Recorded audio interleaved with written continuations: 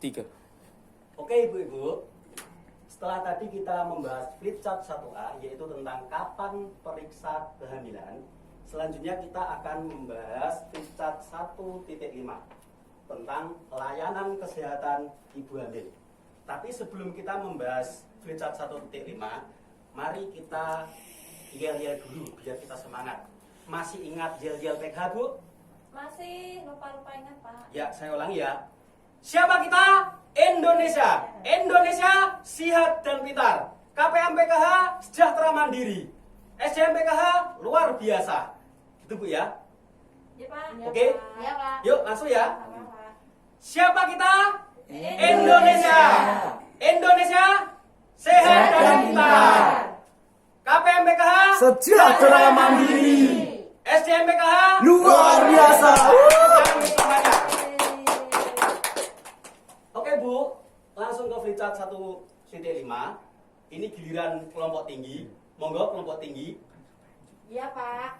Layanan kesehatan ibu hamil. Ada 10 layanan pemeriksaan kehamilan. Yang pertama, pengukuran tinggi dan berat badan. Yang kedua, tekanan darah atau tensi. Yang ketiga, lingkar lengan atas. Yang keempat, tinggi rahim.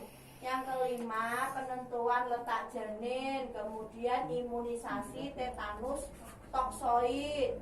Terus pemberian tablet tambah darah.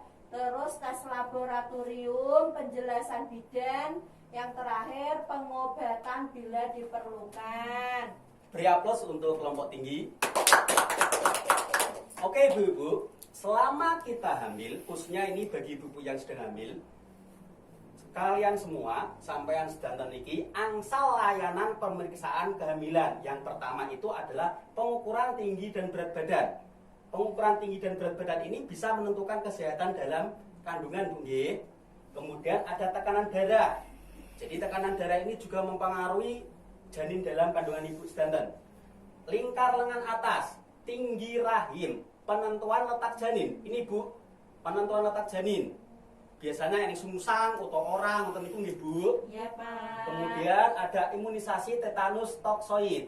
Ada pemberian tablet tambah darah. Ini biasanya ibu-ibu sing pegang ngombe tablet tambah darah nih. Jarine kudu muntah, ngoten nggih Bu? Nggih, Pak. Nah, kemudian ada tes laboratorium.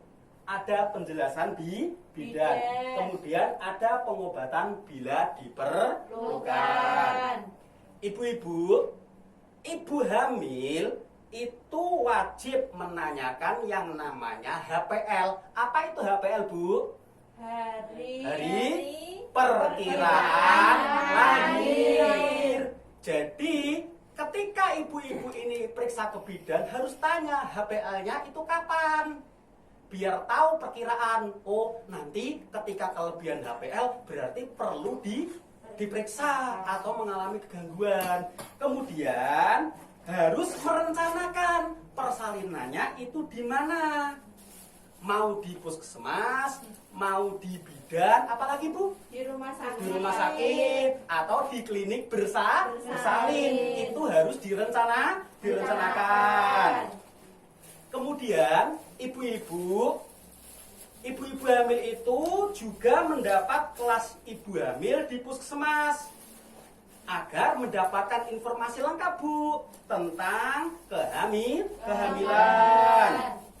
Untuk lebih lanjutnya lagi mengenai kehamilan, ibu-ibu sedanten dapat membaca buku pintar kesehatan dan gizi halaman 4-13. Buku pintar halaman 4-13.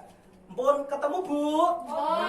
Pun Bu, niku saged dipelajari di rumah nggih. Lah, untuk sesi selanjutnya langkah 5, pemeriksaan kesehatan setelah melahirkan.